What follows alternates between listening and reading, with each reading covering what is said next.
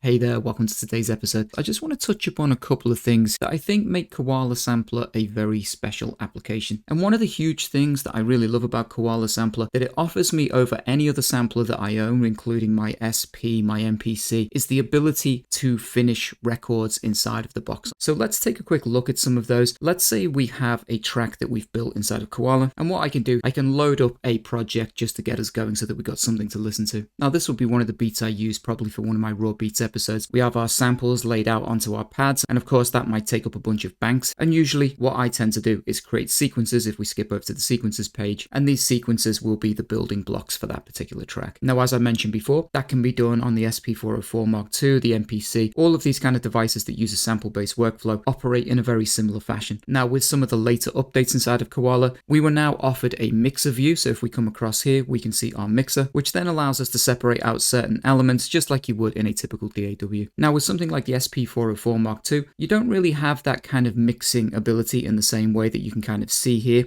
where you can mix individual channels. Of course you can mix by the volume and you can mix levels of your certain pads and your samples, but Koala Sampler acts more like a DAW in that respect. It only gives us 4 channels, but with creativity and the ability to resample, I don't find any of that a particular limitation. And at this point I imagine to hear from a lot of the MPC users like myself who would argue that yes, the MPC has mixing channels like this and you can actually mix on a pad level. The MPC does offer you a lot of good mixing capabilities, but when it comes to finalizing those tracks, there's more to it than just mixing, of course. And again, the MPC will offer us some extra tools. We have limiters and compressors that we can use, and so on the MPC you could create your entire track, you can sequence the thing out, you can use compression, limiters, get everything to sound exactly like you want it. But it's at that point where I tend to run into a couple of problems, and what I typically do with my MPC projects is that just like Koala Sampler, there is the ability to send these out as Ableton project files, which is a really great feature for both of these devices. It's really nice to have the choice to be able to take all of this, track it out inside of Ableton, but it's at that point where Koala kind of shines out to me a little bit more. And a big reason for that is because if you don't have access to a DAW and you want to build your tracks inside of one application and one device, Koala Sampler just offers us a few more tools that make that really possible. Now for each individual channel here, we have these slots that we can select,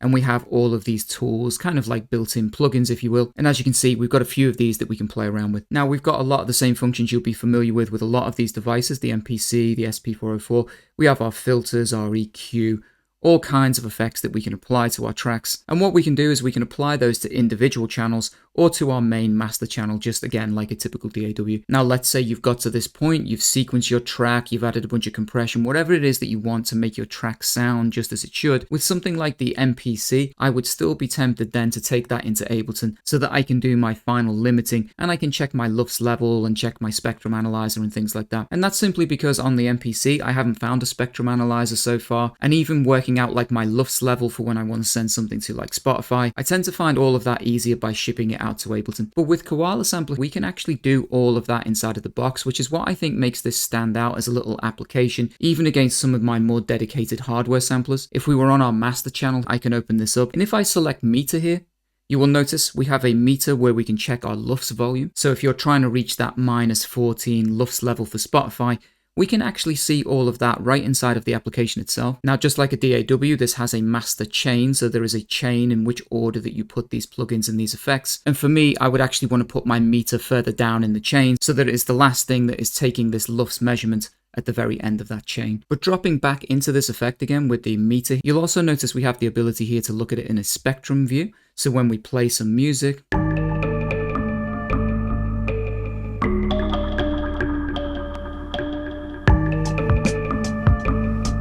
we actually have a full spectrum analyzer that we can use. And when I'm really trying to mix something and master something well, I use spectrum analyzers all the time because it will show you where all the fundamental frequencies are within a sample, within a sound, and it will allow me to find problem frequencies and where I want to cut frequencies out to allow space and room inside of that mix. And so for me, that's where Koala has its little party piece over some of these other samplers, because I don't really see those other tools inside of these samplers. There is certainly no spectrum analyzer on something like the SP404. I haven't seen one on the MPC. and even something here like this meter where we can see our LUFS value. That is an incredibly powerful tool to have inside of the box. That is definitely DAW territory, something like Ableton, something like Logic. And so that is really going to allow me to make my entire songs within this one application if I needed to, and be able to just get my tracks out there into the world. Now, I'm not sponsored by Koala, I have no affiliation with them. I just really wanted to point this out because I've been playing around with my SP and my MPC, all of which I love. I'm a big sampling fan, a hardware sampling fan. But the truth is, when it comes to actually putting a track out inside of one application, one device, I feel like with my MPC and my SP, I would always have to track that out to something like my DAW to get the final polish. And not everybody is in the position to be able to afford something like Ableton and have that luxury of having a separate DAW where you can mix and master. But I just wanted to show you something that I felt was unique about this one particular app, and obviously to show Koala a little bit of love here. Anyway, I hope that's a bit of useful information for you. Take care, and I'll see you guys in the next episode.